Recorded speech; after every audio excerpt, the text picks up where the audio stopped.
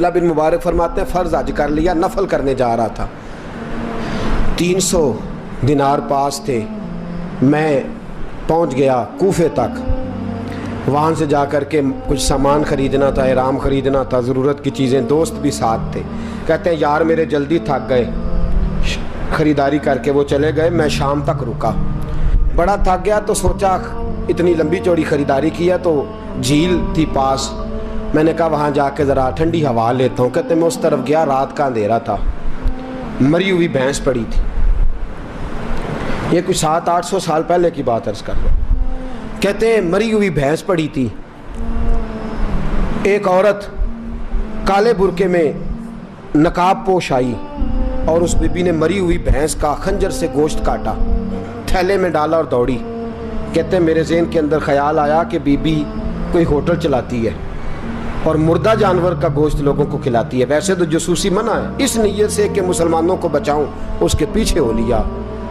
کہتے ہیں وہ گلیاں گزرتی گزرتی کوفے کی تنگ گلی میں گئی، ایک بڑا سا دروازہ لکڑی کا، بڑا پھاٹک جو پرانے شہروں میں ہوتے،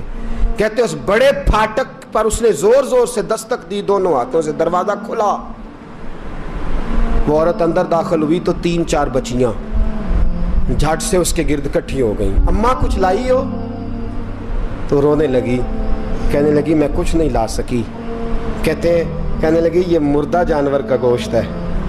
اور حضور نے فرمایا جب مرنے لگو تو مردار کھا کے بھی جان بچا لو، اب میں دیکھتی ہوں تم سے کھڑا نہیں ہوا جاتا، نہ کھاؤ گی تو گر پڑو گی، یہ مردہ ہی ہے پکا لو، کہتے ہیں اگلے لفظ اس عورت نے کہے تو میں باہر کھڑا چیخنے لگا، وہ کہنے لگی ہم سید زادیاں ہیں، صدقہ زکوٰۃ کھا نہیں سکتی، اور سب روگاں دا روگ محمد،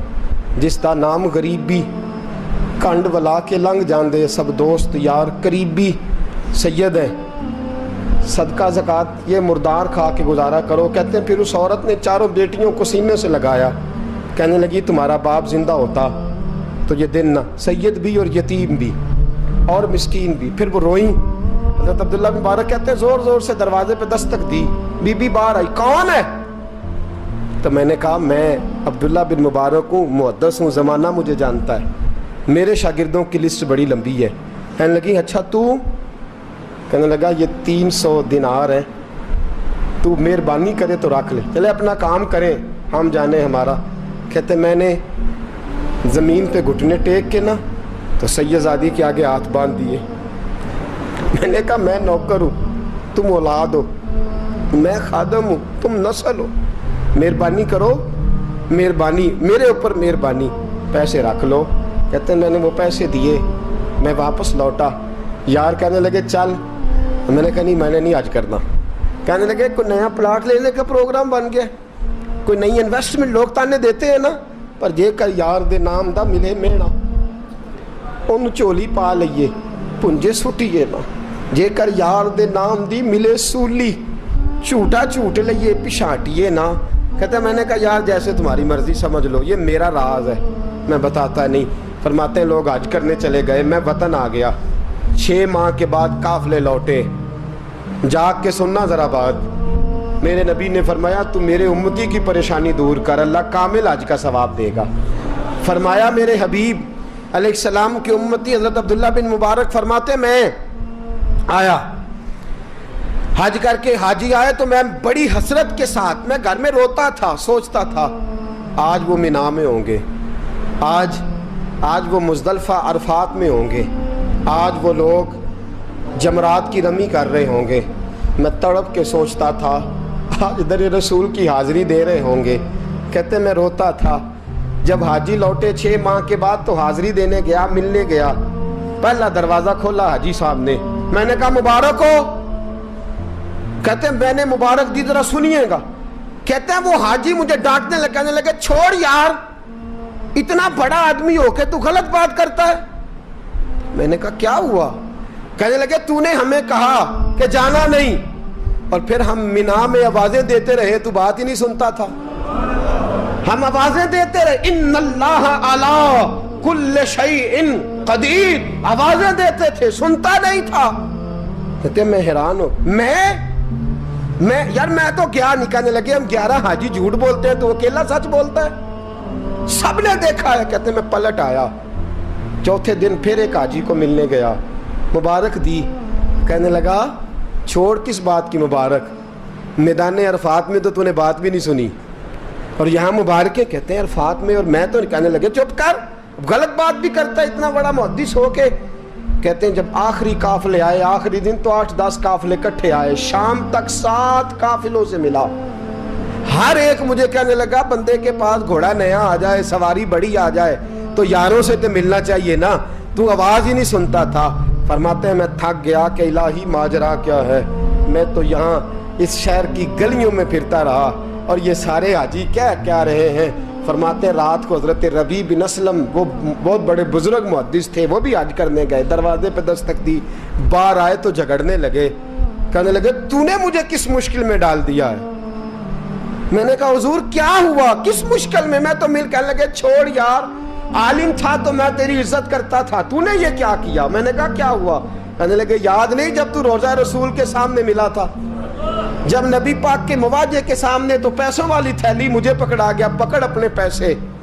मैं तो संभालते संभालते थक गया हूँ। कहते हैं यूं सीने से पैसे लगाए, घर आया, इशा पड़ी तो सो गया। मैंने कहा या अल्लाह उकदा खोल दे, रात गहरी हुई, मेरे घर की दीवारें चमकने लगी, नूर फैलने लगा, खुशबू ही खुशबू पूरे शहर को मुअत्तर करने लगी। कहते हैं मैंने आंख झपकी तो सामने अल्लाह के रसूल तशरीफ फरमा, सामने महबूब तशरीफ फरमा है, ख्वाब मेरी विच आया माही, मैं उहदे गल विच पा लईयां बावां ते डर दी मारी अख भी न खोलां किते फिर विछड़ ना जावां। फरमाते मैं महबूब पाक की जियारत की तो नबी पाक अलैहिस्सलाम का दीदार करके फूट फूट के रोया। अब मेरा दिल था हुजूर बोले कोई बात करें, महबूब बोले लब खोले। फरमाया क्या, हुजूर ने फरमाया मैं तुझे कितने और गवाह भेजूं कि तेरा हज हो गया है, मैं कितने गवाह भेजूं कि हज तेरा बेपरवाही वेख सज्जन दी, जिथे किसे दी पेश ना जावे उन्हें ताजा वाले दर दर रोले, मंगते हैं तख्त बिठावे आजम किसे नु कारा मिल दई, किसे नु कारा, किसे नु कारा मिल दई, कोई काबे हो खाली आवे। फरमाया कितने गवाह भेजूं कि हज हो गया। मेरे हबीब ने फरमाया उठ के थैली खोल के गेल ले, तूने 300 दिनार दिए थे, मैंने 600 करके वापस किए। फरमाया किन, हजरत अब्दुल्ला बिन मुबारक ने 60 हज फरमाए, उसके बाद कितने हज किए, एक फर्ज किया हुआ था 61 हो गए। फरमाते मैं बार बार गया और जब बुलाया सरकार ने खुद ही इंतजाम हो गए। फरमाते हैं बार बार मेरे हबीब ने फरमाया तू आ चाहे ना आ, रब ने तेरे नाम का फरिश्ता बना दिया है जो कयामत तक तेरी तरफ से हज करता रहेगा, कयामत तक तेरी तरफ से मिना मुजदलफा अरफात जबले रहमत पे आता रहेगा, मेरी बारगाह में दुरूद पढ़ता रहेगा, हज फरिश्ता करेगा, सवाब अल्लाह तेरे नामा अमाल में लिखेगा। मेरे दोस्तों मेरे नबी ने फरमाया मेरे उम्मती की एक परेशानी दूर कर, अल्लाह कबूल हज का सवाब अता फरमाएगा। गरीबों का हज है कि नहीं, बोले इशराक चाश्त पढ़ हज है, 2 लोगों की सुलह करा हज है, उलमा की नौकरी कर, एक एक दफा 70-70 हज तुझे मिलेंगे। और मेरे रसूल पाक सल्लल्लाहु अलैहि वसल्लम ने फरमाया सौखा हज है, सामने अब्बा जी है, सामने अम्मा जी है, बार बार प्यार से देख, बार बार हज कर, बार बार प्यार से देख और किसी गरीब की मदद कर दे, सड़क पार करा दे, मेडिकल स्टोर से दवाई ला दे, किसी की नौकरी कर दे, बच्चा घर में नहीं अब्बा जी बीमार हो गए, जा भाग के तू चचा को छोड़ा डॉक्टर तक, तू नेकी कर, अल्लाह तुझे पूरे हज का सवाब अता फरमाएगा। हज बड़े हैं, करने की तैयारी करो, हज का बड़ा मौका हमें मुयस्सर आता है, बस प्रोग्राम बनाओ। सही मुस्लिम की हदीस, किताब का नाम क्या है, और बड़ी मजबूत हदीस, मेरे नबी पाक सल्लल्लाहु अलैहि वसल्लम फरमाते हैं कुछ लोगों को अल्लाह क़यामत में खड़ा करेगा और खड़ा करके फरमाएगा चलो जन्नत में जाओ। अर्ज करेंगे मौला हम तो पापी गुनाहगार, पता सारा सरदार नू कीतियां दा, हम तो बड़े गुनाहगार, किस वजह से जन्नत। फरमाया तुम्हारे हज की बरकत से, तुमने हज किया था ना उस बरकत से जन्नत। तो बंदे अर्ज करेंगे मौला हम तो माड़े थे, गरीब थे, गए ही नहीं, हज किया ही नहीं, तो तू हज की वजह से माफ कर रहा है। तो रब करीम फरमाएगा जब हाजी जाते थे दिल तड़पता था ना, जब हाजी जाते थे आंखें बरसती थी, जब हाजियों के काफिले निकलते थे उस वक्त तुम्हारे दिल में ख्वाहिश पैदा होती थी فرمایا تم تڑپا کرتے تھے، میں نے تڑپ پر ہی تمہیں حج کا ثواب دیا، اور خالی ثواب نہیں دیا، اس حج کی برکت سے آج جنت بھی عطا فرما رہا ہوں۔ میرے دوست پروگرام بنا، تڑپ پیدا کر، نیت پیدا کر، یہ نہ کہا کر کہ حج تو صرف امیروں کا ہے، غریب کیسے کرے، حج بڑے ہیں، کرنے کی تیاری کر، تو پروگرام بنا، میرا رب تجھے گام گام پہ، نگر نگر پہ، گلی گلی حج کا ثواب دے گا۔ ہمیشہ مدحت خیر الانام میں گزر